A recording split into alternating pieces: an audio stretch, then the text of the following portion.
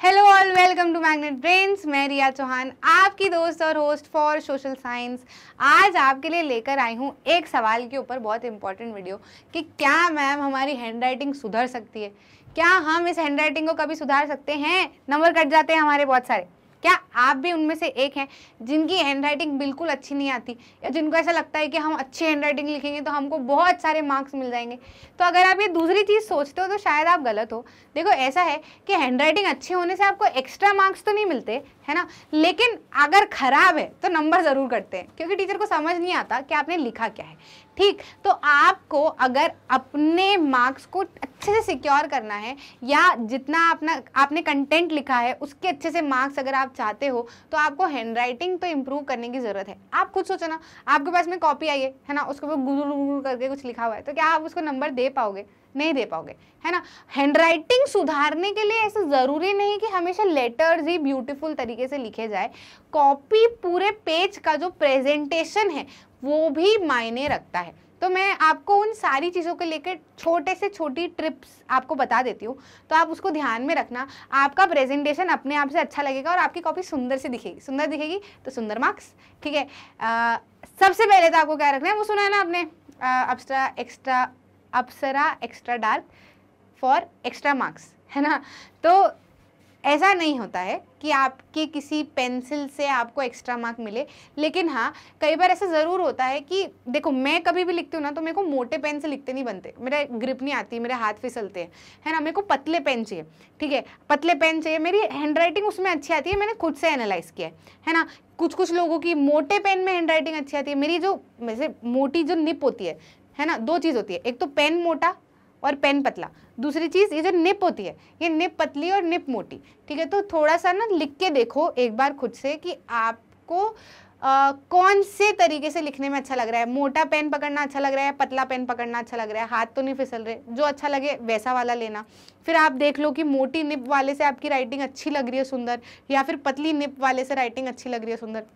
मेरे को पतला पेन और पतली निप चाहिए होती है ना, उससे मेरी हैंडराइटिंग अच्छी आती है, तो मैं हमेशा वही यूज़ करती हूँ। ठीक है, अब हैंडराइटिंग को भी इतना नहीं जमाना है कि हमारा टाइम ही निकल जाए, है ना, हम जमाने में ही रह गए हैंडराइटिंग। तो आपको ये चीज़ भी ध्यान रखना है कि किससे आप अच्छी हैंडराइटिंग के साथ साथ में फास्ट लिख पा रहे हो। ठीक है, फास्ट लिखना मतलब फास्ट ऐसा बहुत फास्ट नहीं, लेकिन कई बार ऐसा होता है ना, मैं जेल पेन से बहुत फास्ट नहीं लिख पाती हूँ, धीरे धीरे मेरी हैंडराइटिंग निकल के आती है। तो मेरे को क्या चाहिए, पतला पेन, पतली निप और बॉल पेन। ठीक है, तो अपनी आपको एनालाइज करो। ठीक है, थोड़ा सा लिख के देखो, 2-4 तरीके के पेन से 5-10 मिनट लगेंगे, कोई ज़्यादा समय नहीं लगेगा। अगर आपकी हैंडराइटिंग खराब है तो, अच्छी हैंडराइटिंग वाले तो सबसे लिख लेते हैं, मेरी अच्छी है, लेकिन मैंने एनालाइज किया कि मेरे को मज़ा आता है उससे लिखने में, इन क्वालिटी ऑफ पेन से। तो आप अपने आप को थोड़ा सा देखो, करके देखो, लिख के देखो कि कैसे आपको बन रहा है। So you should choose your pen wisely, है ना, चूज़ योर पेन वाइसली कि आपको किससे लिखते अच्छे से बन रहा है।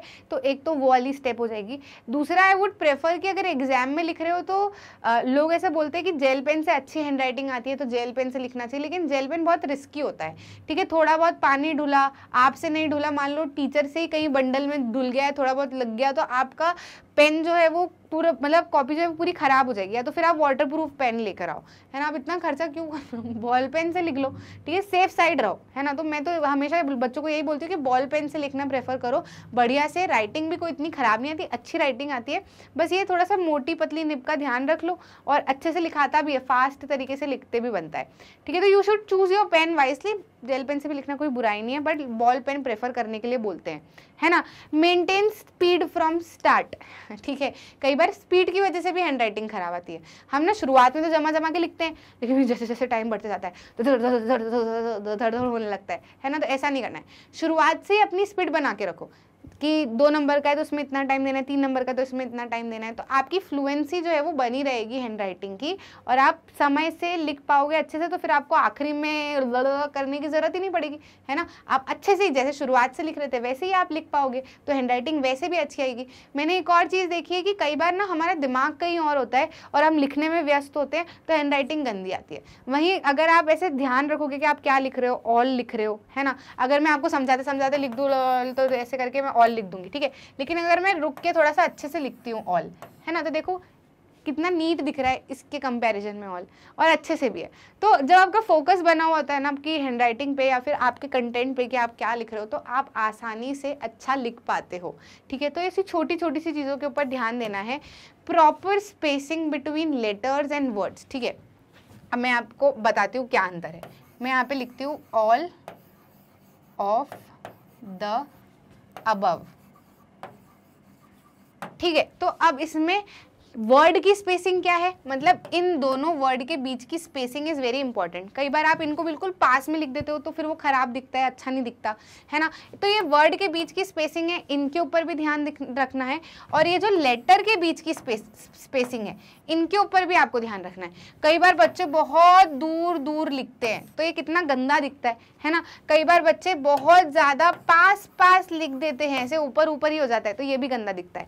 इसलिए आपको ध्यान रखना है, स्पेसिंग जो है वो बराबर होनी चाहिए कि आपका जो लिखा हुआ है वो क्लियर दिखे। समझ में आया कि नहीं। मैम इतनी मेहनत कौन करे, मार्क्स के लिए तो मेहनत करनी पड़ेगी।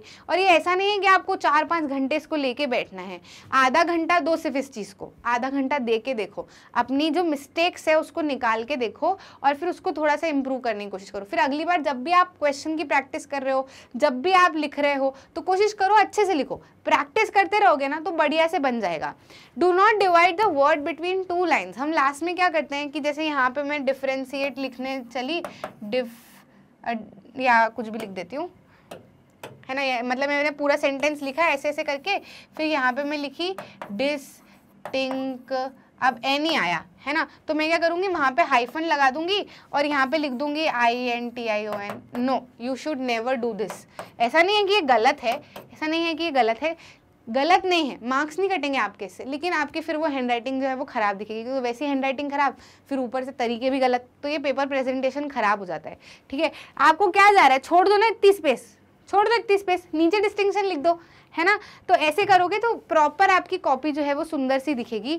Single line for cutting, no hotch potch. मान लो मैंने ये गलत लिख दिया तो मैं क्या करूँगी, इसको सिंगल लाइन से कट कर दूंगी, ठीक है। अब वही चीज़ है ना, फिर से कट करते हैं, ये गलत लिखा है तो इसको मैंने क्या कर दिया, ऐसे सिंगल लाइन से कट कर दिया, तो कितना प्रॉपर दिख रहा है। अब वही चीज़ मैं लिखते लिखते ऐसे कर दूं तो ये कितना गंदा दिख रहा है, दिख रहा है कि नहीं, ईमानदारी से बोलो, दिख रहा है ना, दिख रहा है ना गंदा। तो ऐसा नहीं करना है अपने को सिर्फ सिंगल लाइन से कट करना है। मान लो गलती सबसे होती है, ऐसा नहीं सोचना कि गलती हो गई काटूं, काट दो, बिल्कुल कोई प्रॉब्लम नहीं है। अगर एक भी काटना है तो उसको सिंगल लाइन से ऐसे काट दो, बढ़िया प्रॉपर तरीके से, अच्छे से कोशिश करो कि ये लाइन भी आप ऐसे बिल्कुल बढ़िया से ऐसे सीधी सी काट दो, तो वो दिखेगा ही नहीं, बढ़िया से रहेगा। अब मान लो कि कई बार हम आंसर गलत लिख देते हैं, वर्ड का वाई में लिख देते हैं, वाई का हाउ में लिख देते हैं, लिखने के बाद समझ आता है। तो अगर मान लो कोई पैराग्राफ कट करना है तो उसको सिंपल से डायगोनल लाइन कट करो और नीचे से लिखना शुरू कर दो, कोई प्रॉब्लम नहीं है। इसको ऐसे ऐसे ऐसे ऐसे करके काटने की जरूरत नहीं है, हौच पौच नहीं मचाना है अपने को, है ना। ये छोटी छोटी सी चीज़ें आपकी हैंड राइटिंग बताती हैं। लास्ट में जैसे अब जब भी आप लिख रहे हो तो आपको ज़रूरी है कि जहाँ पर कॉमा की ज़रूरत पड़ी है वहाँ कॉमा लिखाओ, जहाँ पे सेंटेंस खत्म हो रहा है वहाँ फुल स्टॉप लगाओ। ये छोटी छोटी सी चीज़ें बहुत मैटर करती है।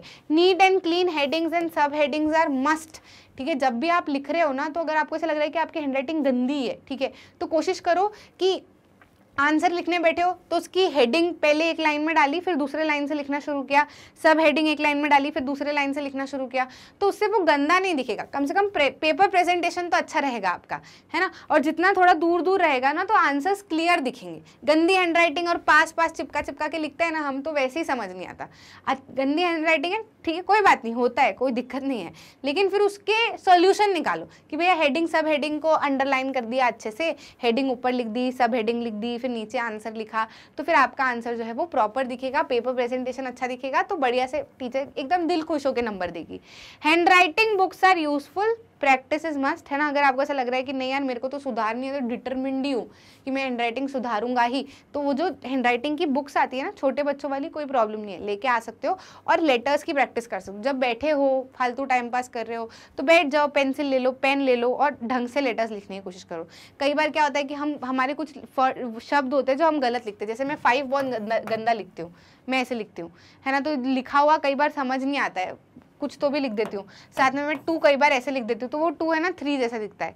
तो मेरे को पता है कि ये मेरे से गड़बड़ होती है, मेरे पापा ने मेरे को टोका हुआ है इस चीज़ के ऊपर। एक बार मैंने अकाउंट नंबर ऐसे लिख दिया था तो वो मेजर मिस्टेक हो जाती है ना, तो उनने मेरे को डांटा उस दिन। तो वो डांट का इतना असर हुआ कि जब भी मैं 2 लिखती हूँ ना, तो मैं अच्छे से ही 2 लिखती हूँ, बढ़िया से, ठीक है, कि मेरे को याद आ जाता है। तो ऐसे खुद को या तो किसी से डांट पड़वा लो या फिर खुद से एनालाइज कर लो कि हाँ भाई गलत लिख रहे हैं, तो अगली बार से ध्यान रहे। फिर छोटी छोटी सी चीज़ों का ध्यान दो, अच्छे से बनेगी हैंडराइटिंग, बिल्कुल प्रॉब्लम नहीं आएगी। अगर ख़राब लग रही है तो फिर पेपर प्रेजेंटेशन अच्छा रखो, हौच पौच मत करो, सिंगल लाइन से काटो, पैराग्राफ है तो डायगोनल लाइन से काट दो, है ना। अगर आप लिख रहे हो तो स्पेसिंग थोड़ी सी दूर रख लो, थोड़ी छोटी राइटिंग है तो थोड़ा सा ठीक रख लो, थोड़ा सा छोटी राइटिंग है तो थोड़ा सा बड़ा लिखने की कोशिश करो, बहुत बड़ी है तो थोड़ा छोटा लिखने की कोशिश करो, मतलब समझ में आएगा, आपको देख के अपनी कॉपी को अच्छा लगेगा, है ना। ऐसा नहीं है कि किसी को कोई प्रॉब्लम है आपसे पर्सनली, लेकिन आप खुद कभी अपनी राइटिंग को एनालाइज करना, आपको देख के अच्छी लग रही है तो ठीक है, आपको देख के खराब लग रही है तो उसको इंप्रूव करने की कोशिश करो। Handwriting is must. Handwriting must इसलिए नहीं है कि आपको उससे ज़्यादा नंबर मिलेंगे, मस्ट इसलिए है क्योंकि अच्छा लगेगा एग्जामिनर को आपकी कॉपी चेक करने में, और जितना एग्जामिनर आपकी कॉपी चेक करने में खुश रहेगा ना, वो इतने अच्छे नंबर आपको देगा। ये no doubtedly this is the right thing, है ना। तो इन टिप्स को थोड़ा सा फॉलो करके देखना, नो डाउट आपका अच्छे से कवर हो जाएगा और बहुत अच्छे से आपकी हैंडराइटिंग बढ़िया से आने लगेगी, ठीक है। इसी तरीके से वीडियोस जो है वो आपके लिए एकदम फ्री ऑफ कॉस्ट अवेलेबल है, बहुत सारे इसी तरीके के, और ऐसे वीडियोस मिस ना कर जाओ आप, इसलिए पक्के से चैनल को सब्सक्राइब ज़रूर से कर लेना। वीडियो अच्छा लगा है तो लाइक करना, शेयर करना, ऐसे के साथ जिसकी हैंडराइटिंग ख़राब है, उसको ज़रूरत है सुधारने की, है ना, तो शेयर कर देना बढ़िया से, और अच्छे से पढ़ाई करना, खूब अच्छे से इन छोटी छोटी चीज़ों का ध्यान रखना। पेपर प्रेजेंटेशन आपका अच्छा रहेगा तो आपके मार्क्स भी अपने आप से थोड़े बहुत तो इंक्रीज़ हो ही जाएंगे। अच्छा लगा तो लाइक कीजिए, मिलते हैं अगले वीडियो में।